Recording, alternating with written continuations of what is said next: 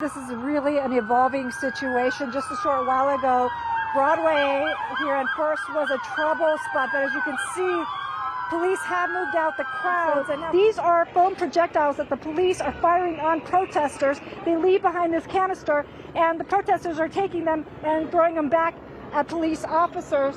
Now you can see these winds are really, really picking up, and you can see the rain of embers. And you can hear them shooting rubber bullets, also beanbags. At this point, we've seen several arrests here at this intersection. And for now, some of the crowd, you'll notice, have their hands up in front of police.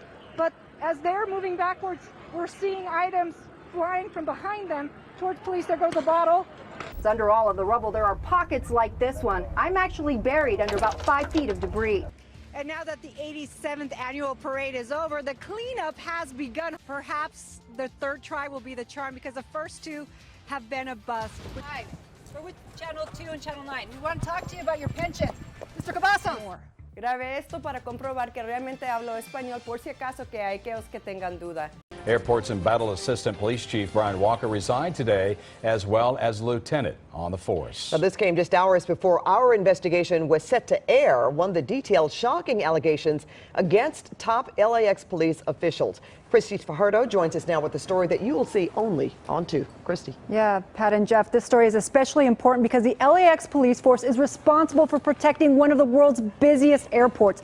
Back in June, we told you that now former Assistant Police Chief Brian Walker admitted to misdemeanor tax fraud as part of a plea deal in proceedings tied to the corruption case of the former police chief of the Port of Los Angeles. Since then, a half dozen past and present officers have come forward with allegations of department cronyism, rule bending, and more. Absolutely, there's a culture of cronyism. At LAX, several officers tell CBS 2 I felt betrayed by my own department. some of the department's top brass are bending the rules, even breaking the law, and keeping their jobs. You got to get your third strike before you get your third stripe, meaning a sergeant. Marshall McLean is with the union representing officers at the airport, but fearing retaliation, others would only speak to us if we protected their identity. 1 or 2 people that have been protected, or? I think it's in the double digits within the last 10 years that just disappear and come back because they've been in trouble. Are these people that should keep their jobs? No, absolutely not. We tried to talk to Assistant Police Chief Brian Walker about these allegations, but he wouldn't comment. We learned just hours before the CBS 2 News investigation was set to air, Walker resigned. This internal memo sent to LAX police officers late Monday afternoon confirmed his resignation. Officers also point to another situation involving Assistant Chief of Police Ethel McGuire. She has an impressive resume, including a career at the FBI. But CBS 2 has learned in 2013, state regulators sent a letter to the chief saying her appointment didn't meet state law because she lacked the peace officer standards and training or post.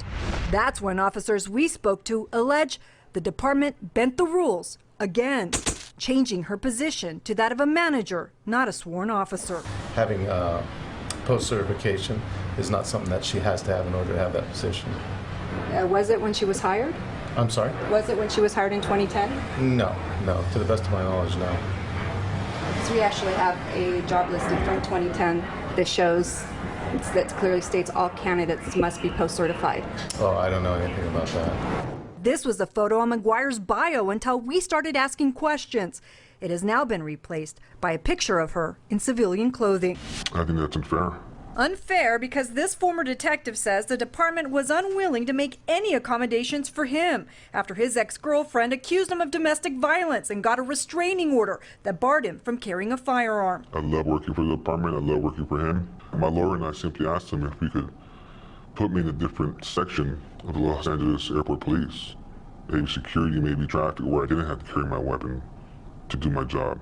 I was denied that. And even more puzzling, multiple sources say the Internal Affairs lieutenant who oversaw his case was put on paid leave, accused of having a relationship with the former detective's ex. An accusation bolstered by this email to his attorney from the LA County DA in the case, saying the victim stated she started dating the Internal Affairs lieutenant after the domestic violence incidents.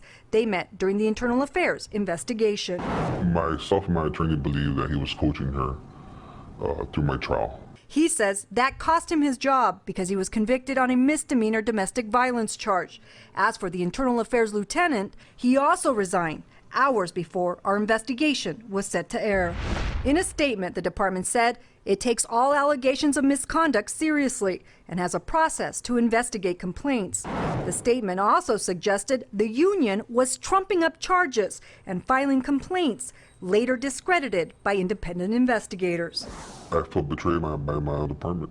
It's too late for my case, and then for other officers to be protected. But these officers want the inspector general to come in, saying it's time someone else investigate the department. We need to find out how deep this rabbit hole goes. On September 26th, the now former Assistant Police Chief Brian Walker is scheduled to be sentenced for misdemeanor tax fraud. He faces up to a year in prison. The department also has a new police chief, David Maggard, who has been on the job less than 2 weeks. There is a tremendous amount of heartache here tonight. Loved ones of one of the victims, Christopher Martinez, have been dropping by the Ivy Deli all day long. They have put flowers inside the bullet holes. They've also left pictures and candles in his honor. And tonight, thousands came out to show their support. At UCSB, silence. The type only grief brings. There are so many mourners that when they marched, they stretched for block after block after block. Some in the crowd knew the victims. Others say they didn't have to. Everybody here is close, and it's when something hits here, it hits everybody. It definitely hits everybody. And as Isla Vista mourns, new security video from Ivy Deli shows the terror. Customers run and duck for cover. Off camera, 20-year-old Christopher Ross Martinez lies dying. His father says the loss has devastated and broken his family. He was their only child. Chris died because of craven, irresponsible politicians and the NRA. They talk about gun rights. What about Chris's right to live?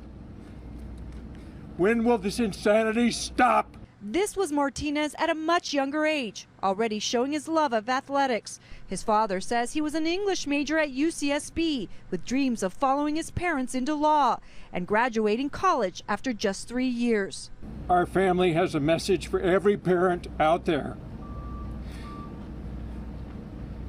You don't think it'll happen to your child until it does. Martinez spoke to his father for the last time just 45 minutes before his death. But tonight it's clear his family doesn't mourn alone. The vastness of the crowds capturing the breadth of the sorrow. The vigil wrapped up a little over an hour ago, but we are still seeing people dropping by to pay their respects. And all day long, we have seen prayers for those who survived and tears for those who didn't. Live in Isla Vista, Cristy Fajardo, KCAL 9 News. Cristy, skunks? That's right, Sharon. Skunks. The Dodgers organization doesn't want to discuss the issue, but there is no hiding the stench from fans or the animals from cell phone cameras. These days, Dodger fans are smelling victory, but they're still holding their nose at Chavez Ravine. Yeah, it's just strong. There's no doubt. It's a skunk. Season ticket holder Mauricio Guevara says he noticed the scent of Dodger dogs mixed in with the stench of skunk on at least 4 occasions, and as recently as this week. On Monday, it was all over left field. All summer long, fans have posted pictures of the malodorous mammals at the ravine. They've cleared bleachers, hidden under seats, even hung out in the parking lot. Fans have texted skunk below. One fan tweeted, "Major skunk smell in Dodgers dugout. No jokes, please." But the jokes came anyway. This fan wrote, "Something stinks at Dodger Stadium, and for once, it's not the Dodgers." Ouch. We have a skunk down here. There's a skunk down here. I'm running all around. On YouTube, this video shows a skunk on the loose in the stadium. One fan quipped, "Is that Frank McCourt under there?" Jokes aside, slap down the line, fair ball in the corner. Officially, the organization has no comment, but the Dodger Blue may be ill-equipped to deal with the black and whites. TwitPics show crews trying to catch the wily wildlife, and one photo is captioned, "Skunk Trap." Maybe all the money went to Matt Kemp. Whatever the reason, Guevara hopes the focus will stay on the team's winning streak and not on the Ravine's less pleasant streak. We're doing good, playing good baseball. Animal Control confirms it has been called out this summer to Dodger Stadium to pick up skunks, but couldn't tell us how many times. Now, believe it or not, some fans are actually rooting for the skunks since the animals started showing up when the Dodgers started winning. They reason their good luck. And in case you're wondering, no skunk smell here tonight.